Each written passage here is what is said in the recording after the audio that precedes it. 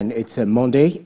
We'll be talking about especially an issue that is affecting Nigeria, not just Nigerians, but on a global level, but particularly how it's affecting Nigeria, and that's the cholera outbreak, and understanding the cause of cholera in the outbreak in Nigeria and what led to it, and how it is ravaging some parts of the state, and how it's also affecting some people who are aware and not aware. But then let's begin by telling you that the Lagos State government says unregistered tiger nut drinks have not been identified as the cause of the recent cholera outbreak in the state. There were reports that Kemi Oguyemi, special advisor to the Lagos State governor on health, said unregistered tiger nut drinks had caused the outbreak. And reacting to the report, spokesperson of the Ministry of Health in Lagos, Tubonsun Ogunbanwo, said Oguyemi was misquoted. Meanwhile, the Lagos State Commissioner for Health, Akin Abayomi, has also confirmed that there have been 350 suspected cases, with 17 confirmed and 15 fatalities. It's also worthy of note to bring to your understanding how cholera really started in Nigeria, which was first reported in Nigeria in 1970. And so from 1990, large outbreaks were reported in 1991, 1996, and 1999. To 2011. So between 2004 and 2016, a total of 154,910 cases and 5,127 deaths were reported. So, and then the largest outbreak was were reported in the northern state of the country. So in the north, outbreaks often spread from Nigeria to neighboring countries around the Lake Chad region known as Niger, Chad, and Cameroon. And in the south, along the Gulf of Guinea. So let's bring you some latest reports regarding what's happening with cholera in the country. According to the General Manager of LASEPA, Dr. Tunde Ajayi, a team of experts from LASEPA's ISO-certified laboratory is working with the Ministry of Health, the Ministry of Environment, the Public Health Emergency Operations Center, NGOs and other bodies to normalize the situation. Laboratory analysis of water samples from Odiolowo, Mushin, Kushofe and Lagos Island revealed contamination, making the water unsafe to drink. As LASEPA, we have been in the center of this activity, of this outbreak response. We have gone to test water across town, across all local governments. We're currently out in Kushofe today. I think we have done Lagos Island, we have done Mushin. We have seen, different activity in the water people drink. And we have deliberately made sure that the infractions or the problems, the carelessness that caused these problems have been abated. People should not indiscriminately leak their waste or their sewage into drains, right, into gutters. If you leak it into gutters, your water pipes are flowing through the same gutters. Anywhere you have a burst, there will be a connection. And then you have the cholera from the sewage getting into the pipes. And of course, you drink it in your house. So we're rolling out advocacy on it. We're continuing our testing. We're identifying places or clusters where we have issues, and then we're continuing testing in those spaces.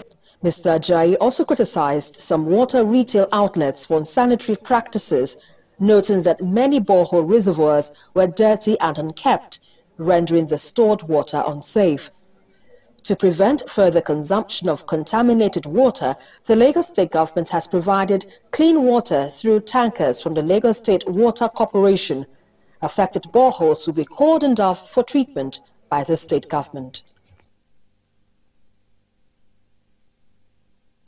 So, quite interesting reports there. And let's begin by talking with public health expert and a medical officer of health at the Ifelodun LCDA in Lagos State.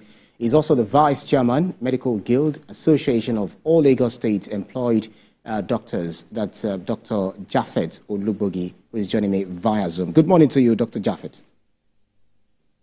Good morning, and thank you for having me at the show this morning. Right. So let's look at what the Nigeria Center for Disease Control, has reported. They reported more than 1,280 suspected cases, 65 confirmed cases, and 30 deaths across 30 states. So the states most affected include Bayelsa, Lagos, Zamfara, Abia, etc. So this has resulted in numerous fatalities. Would you say this scourge is spreading like a wildfire? Yes, I would say it's spreading like wildfire.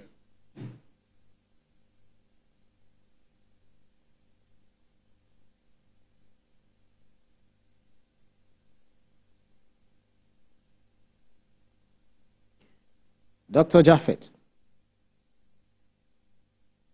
Okay, I understand that we're having a network glitch. So it's quite interesting report there that we're getting from the Nigeria Center for Disease Control, which is actually reported, more than 1,280. I think the figure that I saw just a few minutes ago, it's about 1,284, and then it continues to swell. So those are the suspected cases, talking about those 65 confirmed cases and also 30 deaths across 30 states. And these states, some of your states might be there.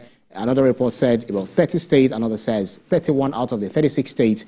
And some of the states which have been confirmed include talk about Bayelsa, Lagos, Zamfara, Abia, Bauchi, Cross River, Ebonyi, Delta, and Kisina, among other states. And it's really, leading to numerous fatalities. So what we try to establish connectivity. Okay, I understand Dr. Japheth is back. Dr. Japheth, we lost you momentarily. Could you carry on from where you left off? Yes, sorry for that. I was saying that the infection is spreading like wildfire, like you mentioned, in those states affected. And that's because the more the rains, the more the tendency for cholera to spread in those affected states. And some other states that we may have heavy rainfall, coupled with unsanitary practices throughout the country. So there are states, including Lagos State, where open defecation is a thing. And then if you look at it, there are slums and places where hygiene is a mirage. What level of risk does this cholera pose in such places as this? Yes, thank you very much. That's a valid point. Like I mentioned earlier on, there are sanitary practices all over the country, and top of them is the open defecation that you mentioned. Open defecation is a huge risk for transmission of cholera disease and some other parasitic infections. In fact, it's also a huge risk for the transmission of polio. And I think it's one of the reasons why we still have Africa being a target of polio eradication. So back to cholera, you see a lot of people in Lagos, especially in the slum areas of Lagos and the densely populated areas of Lagos, practicing open defecation. I did a study about a few years ago, and I found out that open defecation was prevalent up to about 76% in Badagry area of Lagos. And you realize that a lot of people even practice open defecation, whether they have toilets facilities or not, because it's become like a norm for them, because there's no law enforcing or people chasing them, making them pay fines or jailing them. So a lot of people just take laws into their hands and practice open defecation. Open defecation means that people do pass their fecal matter, their poops, on open surface, on dry land, on gutters, on the roadside, on bridges. When you drive into Lagos Island, I think it's reduced now, that's due to the effort of the Lagos State government. Before, you'd see a lot of people early in the morning coming out by the bridges and the sides of the road to do the major on the roadside. So this is very bad because we call it waste. This is human waste that we are putting on the roadside. So whenever flood comes, whenever rains comes, the flood washes all these fecal matter into the communities, into the homes. They get to soil the utensils, contaminate water, contaminate all sorts of food items, vegetables, fruits, all the things that we take into our mouth. And this is the reason why we are having this resurgence of cholera outbreak. Now, you may want to argue that because I mentioned that people practice open defecation with ease, we may say that because we don't have enough housing units in Lagos or in some other parts of the country. But then again, some people just make it a practice. Some people just make it a habit, whether they have toilet facilities or not, whether they have water or not, because water has also been, fingered as one of the causes of open defecation, because sometimes they have toilet facilities that do not have water, and some people just stay away from such toilet facilities and rather do their duties on the roadside or even inside plastic bags and fling them wherever they find. This is a really very bad practice, and we need to stop it. This is one of the reasons why we are endemic for such diseases as cholera in this part of the world. So if you look at it, some people are actually contracting these, real fast, because as of June 20th, 2024, the Lagos State Commissioner posted on his Twitter handle in saying that an additional 6 suspected cholera cases have been reported in Lagos, adding to the existing figure of 350 suspected cases, with 17 confirmed and 15 fatalities. So how would you describe the response of the various ministries across the country in mitigating the impact of these diseases, or ensuring that people do not contract it, and those who are contracting it, they are catered to as soon as possible? Yeah, first of all, cholera can be difficult to control or stop. It can also be very easy to stop, and that's because it is easy to spread because it is transmitted through the fecal-oral route. That is what you take into your mouth. It's what makes you have cholera. So while you are caring for people who have cholera, it is easy for those who are caring for them or every other person who is taking in food items or drinks that are contaminated to also get the cholera. So what you need to do is to stop that source of that food item or drinks or the contaminated item that is passing the cholera around.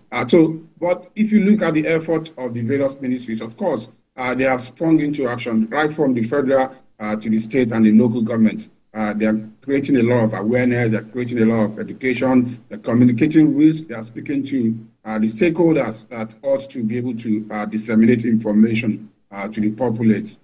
They are also putting in, technical experts onto the field to gather samples from various items, from various objects, to see what strain of the Vibrio cholerae that is causing the problem, and also what can be done to stem it in the tide. But then again, as the government is putting in their own effort, we, the citizens, also need to put in our own effort. We shouldn't leave this to the government alone to tackle, because government alone cannot tackle them.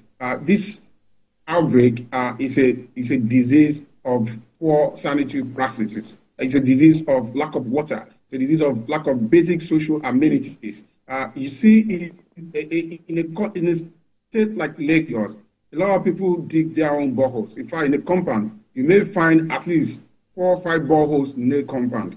What this means is that people jettison all the rules and regulations that the environmentalists put down for the sinking of such facilities. And because of that, you see a lot of people digging all sorts of boreholes. The ones that are not deep enough, the ones that are close to septic tanks, the ones that are close to waste and drainages. So because of this, our water sources in Lagos are near and easily contaminated with parasites, eggs of parasites, ova of parasites, and bacteria like Vibrio cholerae. So we also need, to put in our own quota and ensure that we wash our hands all the time with running water, clean water, and soap. We ensure that we don't defecate in the open. We ensure that we wash our vegetables and fruits very well before we eat them, and to ensure that we cook our food, especially food items like raw meat and fish and dry fish and all that. We cook them thoroughly before we consume them, and ensure that when we cook our food and put them down, we cover them and prevent rodents or flies from pestering on them. We also ensure that when we put our waste, we cover our waste, because the refuse that we have and keep in front of our houses or surroundings or on the major roads, these are also habitats of bacteria like Vibrio cholerae. So we need to contribute. That's right. I remember, when you were saying people should wash their hands, do this and that, these are some of the non-pharmaceutical measures that were heard, during the COVID-19 pandemic. Post-pandemic, I'm not sure whether people, still stick to some of these non-pharmaceutical measures. But one would also wonder why this bacteria is spreading, this fast. But is it contagious, and how extremely virulent or virulent is it? Yes, Vibrio cholera is extremely contagious. Like we mentioned, one individual can infect as many people as possible. And this is because, whether we like it or not, we all are going to eat something or drink something, or even put our fingers in our mouth at some point in time. So if we carelessly touch any surface, touch anything that is contaminated, door handle or our food is contaminated, or we buy pure water. Okay, let's take pure water for instance now. Even if the water is pure, even if the water in the pure water nylon sachet is pure, the water with which the pure water is iced or stored can be contaminated, because it can be from a poor source of water. Anybody that drinks from that without cleaning the surface of the pure water sachet can contract Vibrio cholerae and then come down with cholera. Anybody that cares for anyone that has Vibrio cholerae can develop cholera, because as the individual is stooling and vomiting, the vomitus and the fecal matter can stain all the surfaces, couches, beddings, linens, everything. And the unsuspecting carers of that individual would have touched one thing or the other, and whenever they want to eat or drink, they unsuspiciously put their contaminated fingers in their mouth, or put their contaminated food items in their mouth, and voila, there they are having cholera.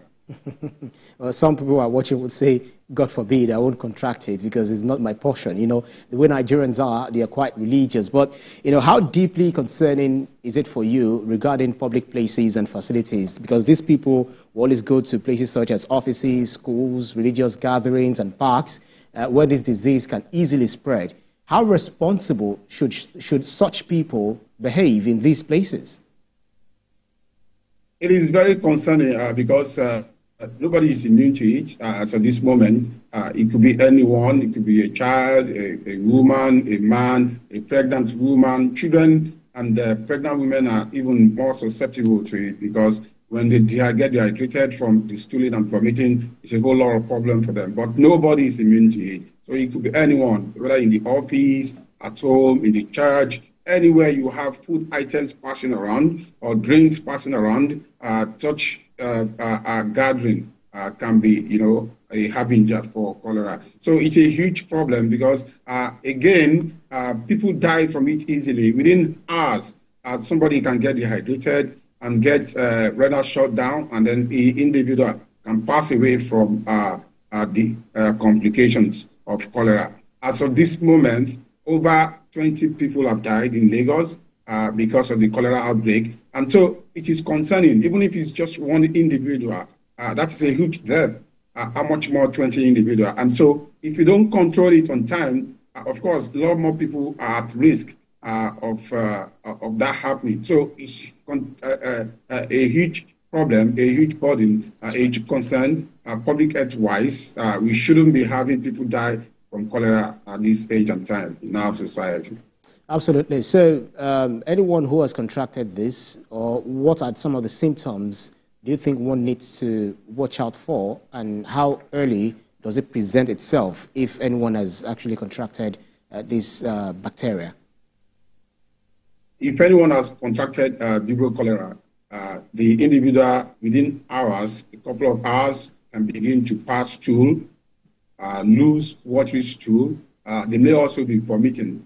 They may also have abdominal cramps, and the more they pass the stools, the more they get weaker and having malaise. And then when they get weaker, they get dehydrated. When they get dehydrated, you can see that they lose orientation. That is, sometimes, depending on how severe the dehydration is, they may not be able to recognize faces, or even, speak well or carry themselves up and all that. So, and afterwards, what we call kidney shutdown, renal failure can happen. And when that happens, the individual may pass away. But mostly, what we call, what Yoruba calls, you carry 2 calabash, that is 2 buckets to collect the effluent that comes out of the individual, is through vomiting and stooling. So what you will likely watch out for someone passing loose watery stool and vomiting. Now, the characteristic of cholera is such that the stool is rice water in nature. That is, when you look at the stool, it may have the appearance of rice water. But in this outbreak, we have seen a lot of people passing the stool that does not look like rice water at all. It just passed loose, watery stool, which is a bit opaque or brownish or dark in color. So it may not necessarily be rice water stool. But once any individual is passing stool and vomiting more than twice or 3 times now, we should ensure that we treat the individual as a case of cholera. Right, Dr. Japhet, just hold on. We have one of our viewers who is joining us on the show, Chidi from Kafanchan. Chidi, make your point. Good morning. Good morning, Chidi. Carry on. Yeah, good morning, Dr. Japhet. I wish to condole with the families of the victims of this dastardly cholera issue that is on the ground. Having said that, it is very, very important that we work towards living in a real sanitary environment, then ensuring that the foods we eat are not bad, contaminated. The waters we drink are not contaminated. And as soon as anybody sees any sign that is pointing to this cholera issue, let such a person go to the nearest medical place to seek for medical attention. It is not good that in this age, our people will be dying of a disease called cholera. I want to believe that if it is contained at this point in time, it is going to be good for the Lagos state citizens and Nigerians in general. Thank you, and God bless Nigeria.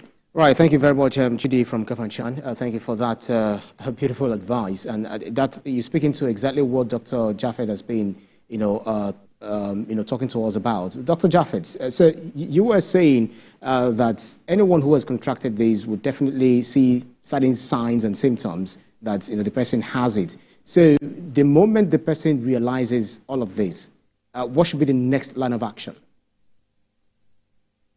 Yeah, thank you very much. That's a very good question. What is happening is that somebody who has cholera is passing out water and minerals from the body. And when I say minerals, I mean the certain small elements that make up strength and vitamins in the body, not the mineral that you know. So what they are doing is they're passing out mineral from the body, the mineral that give them strength in the body. So they should take back water and mineral. Now, ordinary water does not contain all the minerals that they would need, so they will need what we call oral rehydration solution. This oral rehydration solution is a composition of salt and water. Salt in one part, that's a teaspoon of salt, and then 5 teaspoons of sugar, made into clean, boiled and filtrated water, about 50 cl or 75 cl. And then the individual should be drinking that as often as possible. In fact, you can take up to 5 to 6 bottles of this in a day. Besides that, any individual who comes down with cholera should be rushed to the nearest facility, health facility for treatment. All right, Dr. Japhet, please hold on. We'll definitely take a break and then be back and pick it up from where we are leaving it off. Do stay with us here on This Morning. We'll be right back.